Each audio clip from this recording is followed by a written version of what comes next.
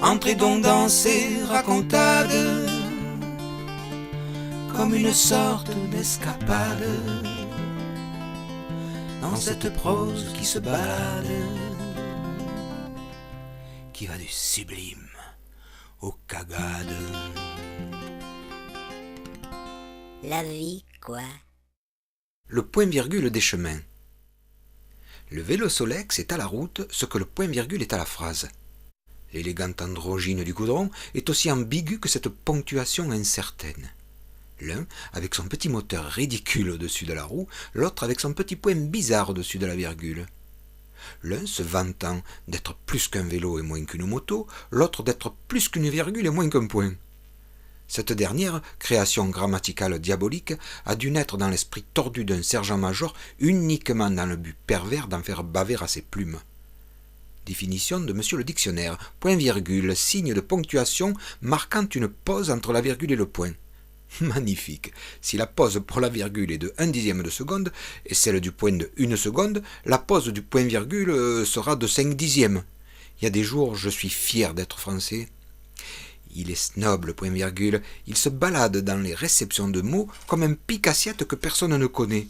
Bref, tous les encriers de France et de Navarre connaissent la hantise de larguer leur encre en forme de point-virgule pour sécher lamentablement entre des mots qui se moquent d'eux. Sans compter la souffrance des élèves qui ne sauront jamais si une majuscule s'impose dans le dos d'un pareil signe. Comme si la vie n'était pas assez compliquée. Revenons aux deux roues.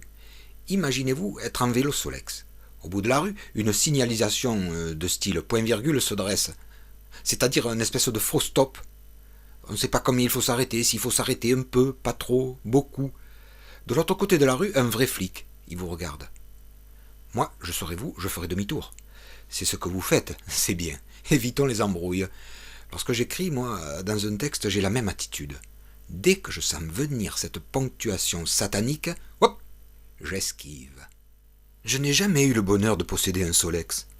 Martine, ma voisine, chevauchait le sien avec beaucoup d'allure. La coquine était à l'image de sa monture, affreusement belle.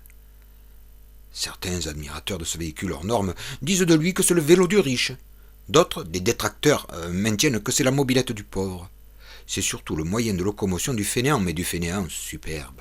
Celui qui ne rechigne pas d'aider la mécanique d'un vigoureux coup de pédale en côte, et qui se repose les baskets sur le terrain plat. Dans les descentes, n'en parlons pas, du bonheur à l'état pur. Pur, à condition que les virages soient sans gravillon.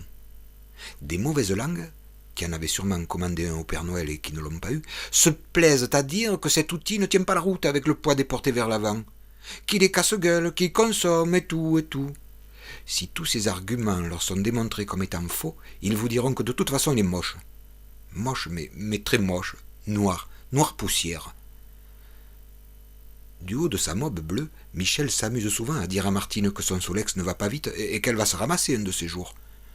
Du haut de sa large selle noire, elle répond qu'au moins elle ne tombera pas vite, elle. Elle est sympa, Martine. Tout le monde aimerait qu'elle tombe, un petit peu, sans se faire mal. Pour deux raisons. Voir enfin la couleur de sa petite culotte et soigner ses genoux. Il faudrait organiser une chute dans une meule de foin. Mais c'est bien compliqué à mettre en place sans éveiller les soupçons.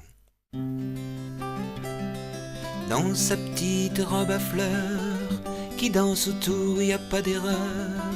C'est bien une fille à l'intérieur, les garçons la sifflent, elle a pas peur. Elle est libre, libertine.